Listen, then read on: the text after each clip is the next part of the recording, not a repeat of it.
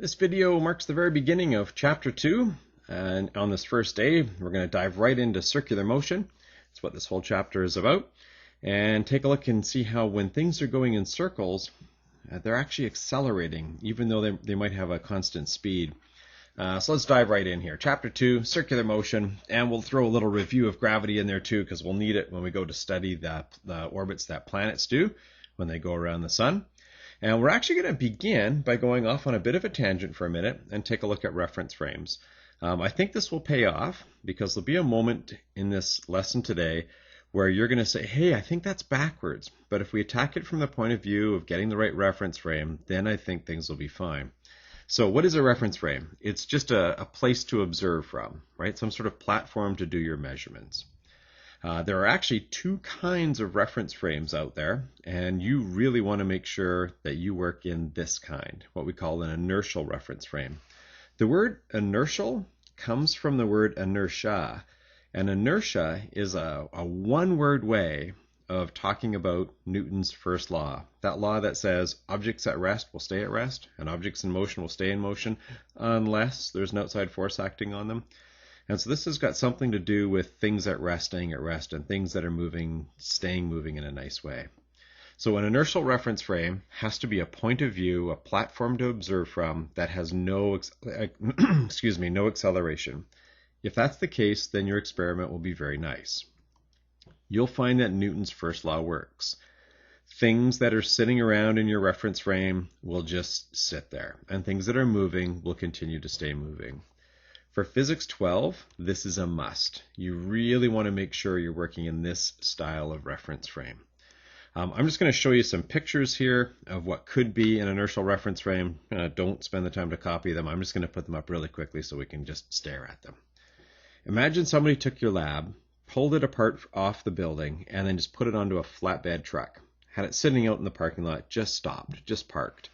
If you were inside the lab, carefully doing some physics experiments, you would notice everything behaves as it should. All your equipment sitting on your desk that's at rest would stay at rest. And you could do experiments, where you drop a ball and look at the influence of gravity and whatever you want. Things would be very, very nice. You could also do this. You could take that same lab and be traveling at a constant velocity down the highway. As long as that truck stayed at one speed and the driver didn't veer at all, they went perfectly straight on this straight highway that's beautifully paved and has not even a pebble on it, you wouldn't know that you were going down the road. If you were to block out any windows and put some sound insulation in there, you could be happily working on your physics experiment and you would be none the wiser that you were actually going down the road at a nice steady pace. As long as it's not accelerating, things would be just fine. Those are inertial reference frames and you want to work inside them. A non-inertial reference frame is bad. It's going to be a reference frame that is either accelerating sideways or spinning. In those reference frames, you're going to find that if you observe things, Newton's first law will appear to fail. These reference frames have what we in university call fictitious forces. These kind of weird ghost-like forces that you have to calculate and then add to the picture in order to explain why things look like they're moving around. We never want to use these in Physics 12. Even though you might be tempted to, you want to get out of this reference frame and park yourself into a nice, beautiful inertial reference frame. You wouldn't want to be in a truck that's accelerating down the highway, because if it was, there would be this illusion that all of your stuff is being thrown to this back wall of your lab. Really what's happening is you're staying at rest and the back wall is coming up and hitting you and carrying you down the road. So it's about points of view, right? Like, why does it look like you're getting crushed into the wall? In your reference frame, it might look like things are getting thrown at the wall. But from outside the truck, we could imagine that no, the back wall of the truck is actually collecting people and all of your equipment too. So you wouldn't want to be in that reference frame.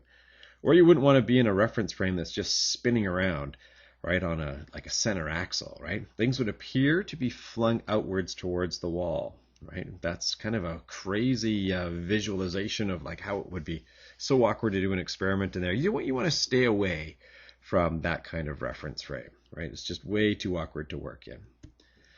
Okay, with that said, now we can start. And we're going to take a look at this circular acceleration that happens when things are traveling in a nice, beautiful circle path. Okay, so this centripetal acceleration occurs when you've got circular motion. This whole chapter is about that. So I'm just going to draw a little red splotch that's just cruising around a circle.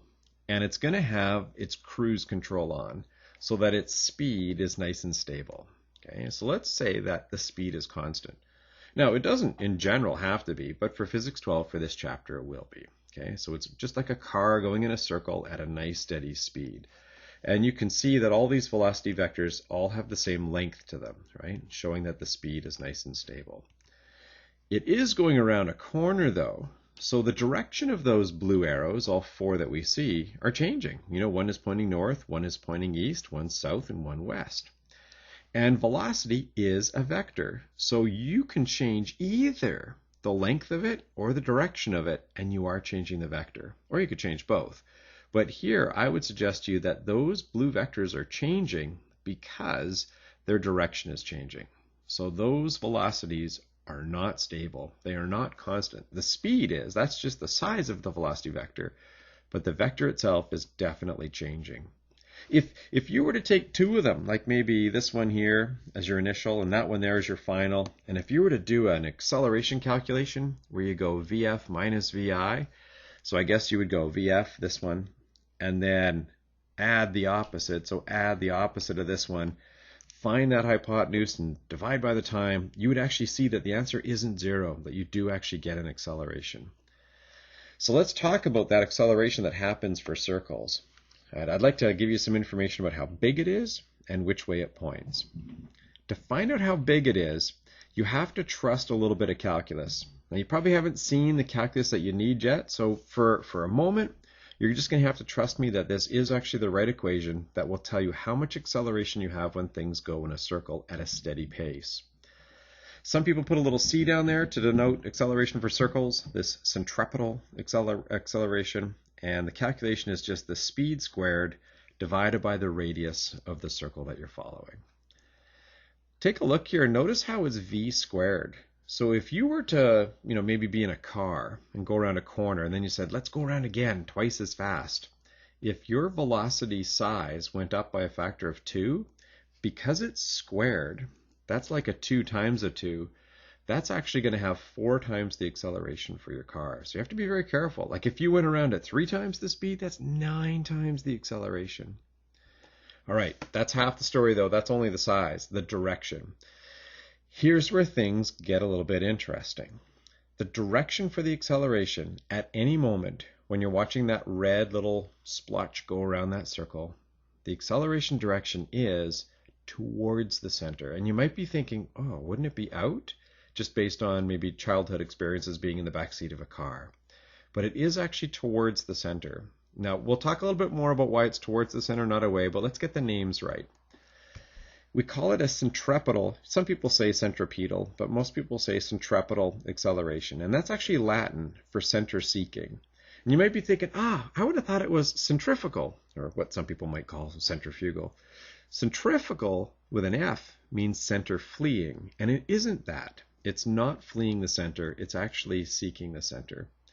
So why don't we spend just a minute and go back and think about reference frames and see if we can establish why it's towards the center and not away. So you don't need to copy any of this down. Let's just kind of think about this for a second. Let's go back to reference frames and think about what it's like in the backseat of a car as you go around this corner. It looks like it's a quick corner going to the left. The driver and the passenger are observers in this circulating, spinning around reference frame. This is a non-inertial reference frame. So they may feel that there's a force pulling them out from the center, right? But you got to remember, they're in this weird accelerating non-inertial reference frame. So this force that they perceive, right, from that reference frame is fictitious, and I'll show you why in a minute.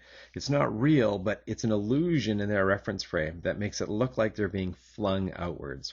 It turns out it's just not the best way of looking at it, and we can do so much better. Okay, we don't want to deal with these fictitious forces in Physics 12, these centrifugal, throw you out from the center forces. So let's do this the right way. we're going to use an inertial reference frame. That would be like watching from a hot air balloon, right? Just looking down on this car. And as we look down on the car, right, from the outside looking down on it, through this nice convertible roof, we see that the door actually pushes the passenger in towards the center to allow them to maintain a nice circular motion.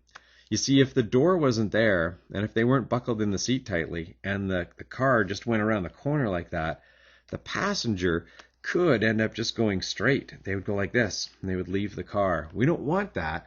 So it's actually the door here, or your seatbelt and the seat, that actually push you in towards the center and convince your body to go around that corner. If it wasn't for that door shoving you in, then you would definitely go straight. So that's the way we want to look at it. Okay, just 2 examples, and then we're going to be done. First one says find the size and the direction of the acceleration of a race car. It's going 79.2 kilometers an hour around a corner. The radius is 24.7. So yeah, we're going to try out this new formula, but beyond that, we're also going to talk about what do you have to be careful of. Kilometers an hour, those are no good. So we'll have to change that to meters per second just by dividing by 3.6. Watch out for this too. A radius is good, but diameters are not. So if people give you a diameter, don't be led astray by that. Cut it in half so you have the radius, and then we can go. Because our equation works with radius. And it's literally this simple. There's no VI, VF, DAT to work with. You just use this equation. Speed squared divided by the radius. 79 kilometers an hour when you divide by 3.6 is 22 meters per second. So yeah, it's just this simple. 22 squared divided by 24.7. And the answer ends up being 19.6 meters per second squared. That's how big it is. They did kind of generally ask, well, which way? Well, unless you gave me a map where I could tell you about north, south, east, and west, best I can tell you right now is that the car would be accelerating towards the center on the road. Interestingly, this 19.6, that's actually, just as luck would have it, that's double 9.8. Some people might say, oh yeah, we're doing 2 G's sideways as we go around this corner. It would just be another way to talk about it. Okay, there's one other main issue of the day. Sometimes you work with devices that do not have speedometers, and you don't know that they're going 79 kilometers an hour, but you might know their lap time. You might know the time it takes for them to do one cycle. And in physics, we denote that period, that very special time for one cycle, with a capital T instead of just a general lowercase t. What I propose we do is we establish just algebraically what the speed would have been if you knew the period, and then substitute that into our v squared over r equation and just see what it turns into.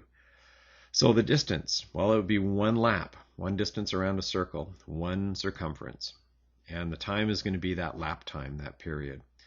So in general, algebraically, you could say that for your car, the speed is 2 pi r, the distance around that circle, divided by capital T, the period. Let's take this, which is just as good as speed, and let's go and embed it into this equation, this v squared over r. We're going to take this 2 pi r all over t, and we're going to put it right in there. It's going to have to get squared, and then we'll divide by radius. Okay, it gets a little bit uglier before it gets better.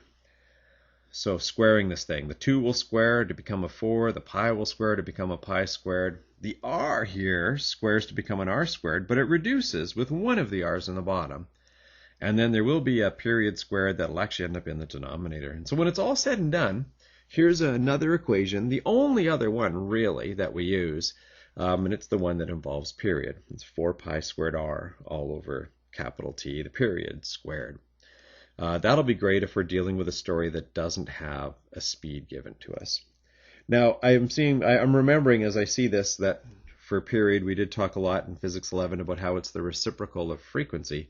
You know, if you really wanted a third equation, you could say that this one is a third one, where instead of a t squared in the bottom, you could have a frequency squared in the top. I actually have never seen that useful for any of our physics questions, but technically it is true. And you will find all four. Well, actually all four. You'll find this one too, but you'll find all 3 of these acceleration equations on the formula sheet, and then you'll find that frequency one there as well, because sometimes we're flipping from one to the other. So you've got kind of a backup version that doesn't have speed. You've got one that's got the period. Let's try it out one time and then we'll be done. Let's see if we can figure out how big the magnitude is of the circular acceleration of the moon as it revolves, as it walks around the Earth. There's definitely not a speedometer on the moon, so we're going to have to use the lap time. I think it's on the formula sheet. So I'm going to use this version right here. Be a little bit careful when you go to the formula sheet because there are a few different R's and T's there. So it looks kind of like this. You'll notice that there's one radius that just talks about the moon itself, right, how big it is. And then there's another radius that talks about the path around the Earth. That's the one we're going to want. Okay, we'll be using this one here. And then there are two periods. One is just how long it takes to spin around on its axis, like its day, so to speak. We don't want that one. We actually want the time for it to revolve, to walk around the Earth. Okay, we want that lower capital T.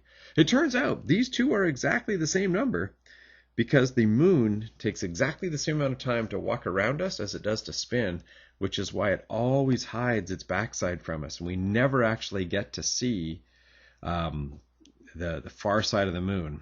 Some people say, oh, the dark side. Well, sometimes that far side is lit up, sometimes it's not, but it's definitely always away from us. We never get to see it. So we're going to grab those two values right there, the radius of the orbit and the time for it to go around us, and we literally just plug and play. Throw the numbers in, use scientific notation on your calculator, and plug and play. Ask your calculator for some help, and you end up with this answer. Decimal 00, it's pretty small. 272 meters per second squared towards the Earth, right? Towards the center of the circle. That's the end of the theory. I'm going to put one last little page up here just as a little bit of advice for you as you do your homework on the first day. If you're doing a space question that's talking about a satellite going around the Earth, sometimes those questions want to talk to you about the height of the satellite above the Earth. That does not help you. You have to work with radius. So you will have to add on the Earth's radius in order to know the size of the circle that it actually follows. Make sure that you're working in meters. Another issue, you're going to all the time in physics and engineering questions see reference to RPM, revolutions per minute. Neat story, but it doesn't work so well for us. You'll want to convert that to period. For example, somebody might say, oh, a little record player that plays 45s, they were called the small records, actually goes at 45 RPM. So if they said, oh yeah, the record player is a 45 RPM record player, you could right away say, okay, hang on, and you could find the period.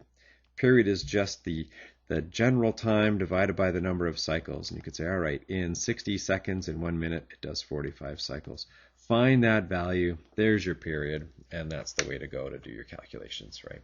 The 45 RPM is a neat story, but it doesn't help us so much. So keep those two things in mind when you do the first day of homework.